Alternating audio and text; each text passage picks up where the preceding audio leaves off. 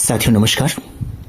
साथियों अक्सर हम रेडियो रिसेप्शन की जब बात करते हैं तो हमारे जहन में उसका एक कारण आता है, वो है स्टेशन और हमारे रिसीवर के बीच की दूरी।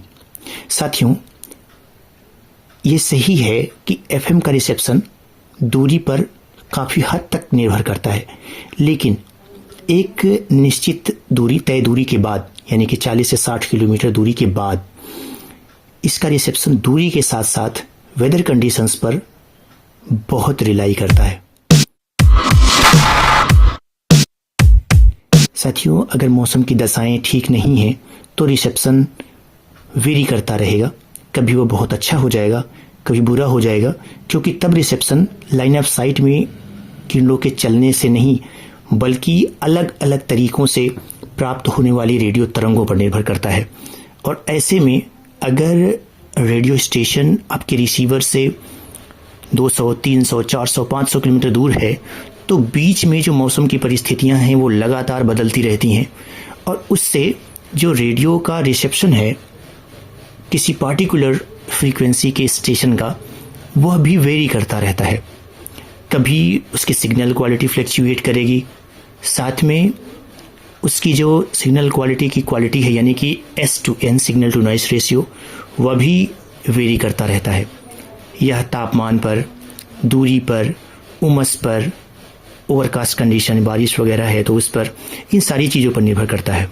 तो आज मैं आपको दिखाने जा रहा हूं कि किस प्रकार से दूर के स्टेशन जब मौसम की परिस्थितियां थोड़ी चेंज होने लगती हैं, यानी कि जब 9, 10, 11 बज जाते हैं इस महीने में, और गर्मी के महीने में तो आप गर्मी के दिनों में 8, 9 बजे के बाद ही ये परिस्थितियां चेंज होने लगती हैं, तो किस प्रकार से एफएम की तरंगों का रिसेप्शन वेरी करता है, वो प्रभावित होती हैं।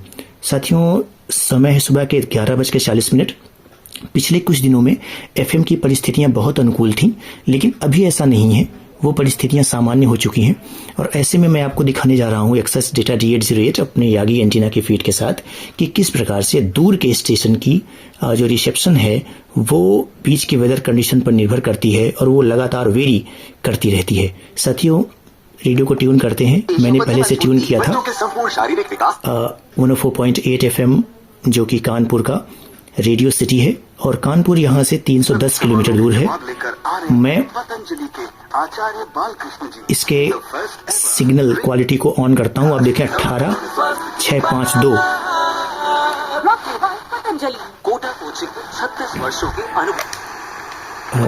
जैक को फिर से ऑन कर देते और आप देखें 12, 13, 1, 14, 4, 12, 3।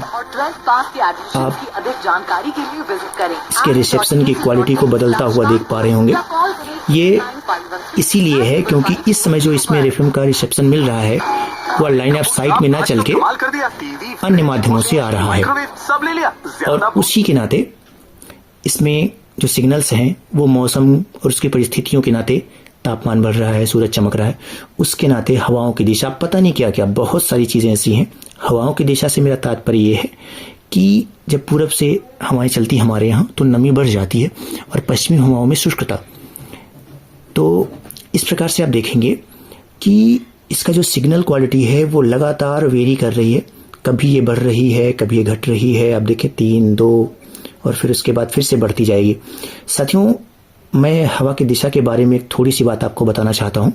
साथियों सामान्यतः एफएम या किसी भी बैंड का जो रिसेप्शन है वो हवा पर निर्भर नहीं करता है, हवा की गति उसको प्रभावित नहीं कर सकती, क्योंकि एफएम की तरंगों की जो गति है वो प्रकाश के वेग के बराबर होती है लगभग।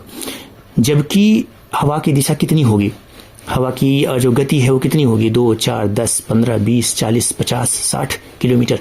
आप एक बार सोच के देखें कि 3 लाख किलोमीटर प्रति सेकंड से चलने वाली तरंगों को क्या 60 किलोमीटर प्रति घंटा से चलने वाली हवाएं प्रभावित कर पाएंगे?